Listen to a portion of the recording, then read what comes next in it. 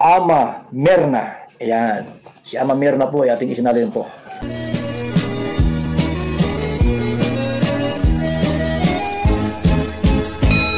Good morning! Sa wakas nga ay si Dara na nga ngayon ang tinatayuan ng bahay na dapat ay next siya kay Erica, pero alam naman po natin na si Erica ay nag-back out na. Si Erica ay ayaw na magpa-vlog kaya ay hindi na rin siya patatayuan ng bahay.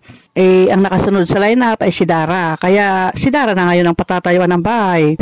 Ang swerte nga ng batang ito kasi sa kabila ng kanyang kalagayan na ang gusto nga niya ay doon sa bundok patatayuan siya ng bahay, ay sinunod naman ito nila Kalinga Prab. Kasi nga nasanay na si Dara sa lugar na yan.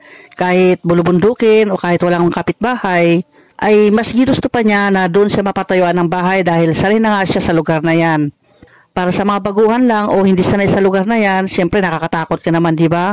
Nag-iisa ka dyan sa lugar na yan, nag-iisa ka sa bundok na yan, babae pa naman silang magkapatid. Kaya bilib ka rin sa tapang ni Dara at saka nung kanyang kapatid na sila lang ang namumuhay doon sa lugar na yan. Paminsan-minsan naman nandiyan yung lola niya, pero kadalasan yung lola niya nasa bundok din. Inaasikaso niya yung kanyang paninim doon sa kabundukan at naiiwan yung magkapatid doon sa bahay nila.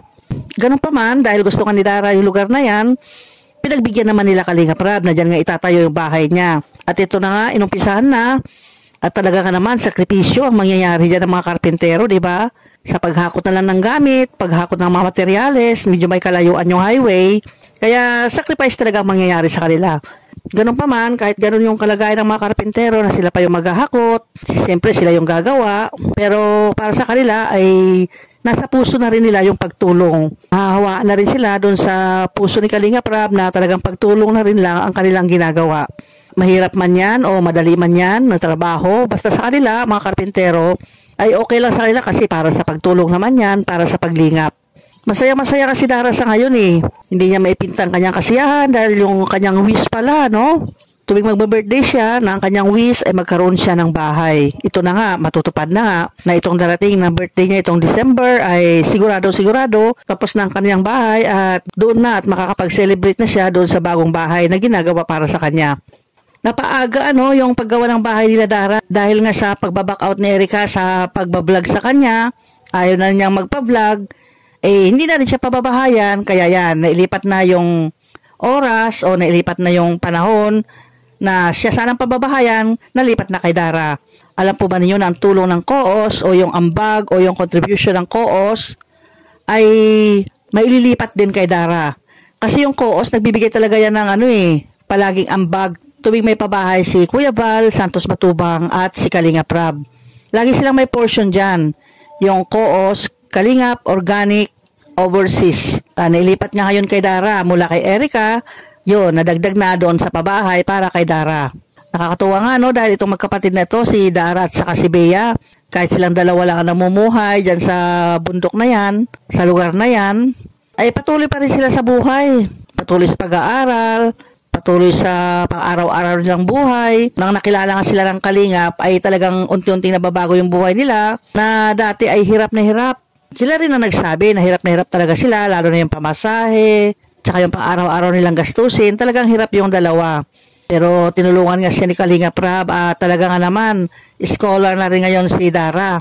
May allowance siya palagi at palaging binibigyan ng tulong ng mga sponsors, ng mga viewers din, nagpapabot ng mga tulong sa kanila dahil na rin sa kalagayan nila sa buhay. At ito na nga yung malaking katuwaan ni Dara at ng kanyang kapatid, yung matapos o maitayo na yung kanilang bahay.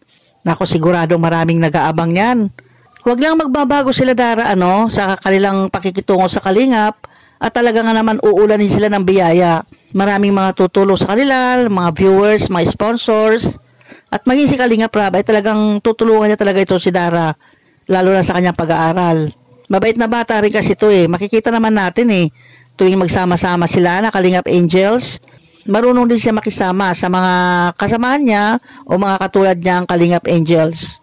Kaya kung ganyan palagi ang ugali ni Dara na hindi siya nagbabago, manatiling sweet pa rin siya o manatiling mabait pa rin siya, ay mapapamahal siya ng gusto dito sa Kalingap, lalo na sa mga nag-sponsor sa kanya. Kaya abangan natin yan ha, dahil inupisan na yung pagtatayo ng bahay ni Dara. 1 buwan lang siguro yan, o sabihin natin higit 1 buwan, may tatayo na yan. At sigurado, hindi lang si Dara ang matutuwa niyan, maging yung mga supporters niya, tayong mga manonood ay masisiyahan din. Pag nakita natin si Dara ngayon, ay meron ng safe na matutuluyan, meron ng bahay na masasabi nating ligtas sila pag sila ay natutulog sa gabi dahil yan ay konkretong bahay na. At sana naman yung mga kapatid niya sana ay nandyan din para magsuporta sa kanya. Samahan siya dyan o kaya tulungan siya dyan. Pati yung tatay niya dapat nandyan para magbigay ng suporta kay Dara. Kaya abangan na lang po natin yan. Basta sa ngayon, tuwan-tuwa si Dara dahil yung kanyang pangarap, lagi iwini-wish kung siya may birthday na magkaroon ng bahay, ayan na nga, matutupad na. Okay, hanggang dito na lamang po ang aking sasabihin. Hanggang sa muli, salamat sa inyong panonood. Bye-bye!